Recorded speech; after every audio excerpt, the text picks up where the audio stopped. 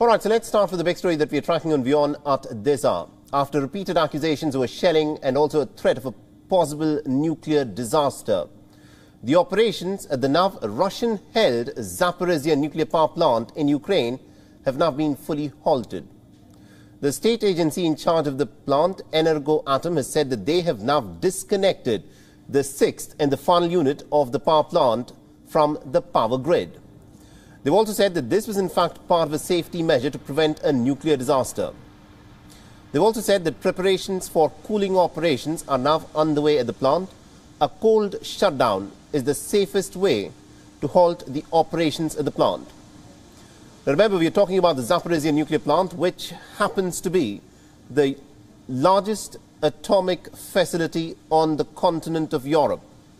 It was captured by the Russian forces in the first week of March, and although it is the Russian soldiers who control the plant, the staff, the technical staff which works at the Zaporizhzhia nuclear power plant is almost entirely Ukrainian. Now, there have been reports of fresh shelling that were reported on the plant on Friday, which led to a blackout of the Ukrainian city of Enerhodar. Now, the IAEA, which is the United Nations atomic watchdog, has also raised some serious concerns about the security situation at the plant.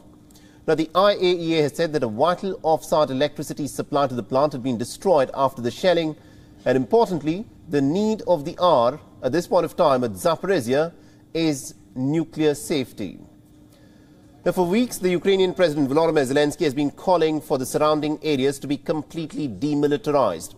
Russia and Ukraine have repeatedly accused each other of shelling this region over the course of the last few weeks.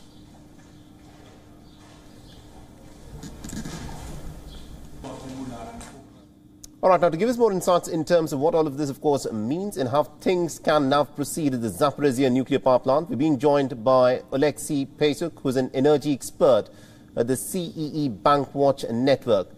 Now, Alexei, thank you very much indeed for joining us here on this broadcast from WION. The question that I want to ask you is, the final reactor at the Zaporizhzhia nuclear power plant has now been shut down.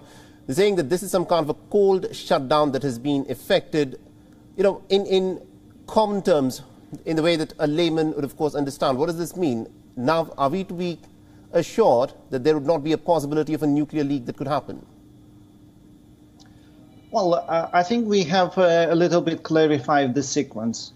So we have 6 reactors at the plant which could produce electricity to the grid. But there were in recent months 2 units working, and it was up to the operator at this time to shut down the reactor, in the sense that you basically cool it down, there is a lower pressure, and you stop producing electricity. So when you were saying disconnected, there is one more thing about it. So one thing is when the company is disconnecting it. But what was happening in recent days, that the electricity lines were cut off and it was physically disconnected from the network. And that was causing a major concern, because unlike other power plant, the nuclear power plant, you have a fuel which constantly produce heat, right, and creating pressure and producing electricity. So the task of the plant operator to constantly cool it down. Well, what happens, even if you stop reactors, their heat continues to be produced. So it's very important, and that's why a nuclear regulator is so concerned, that electricity is always available for the pumps, basically, to keep running cold water to cool reactors down.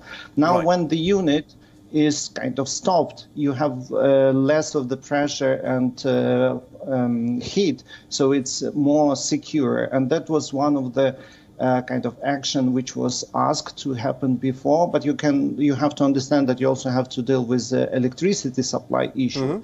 So I think at this moment, it's also a question of demand. I think there is also possibility to shut down reactor and have alternative energy sources, and demand is not so high for electricity. You know, I'll talk about the alternative sources of energy in just a bit, but the question that I want to ask you is, now Zaporizhzhia nuclear power plant had become one of those sites on which there was a lot of shelling that was taking place around the area of the nuclear power plant.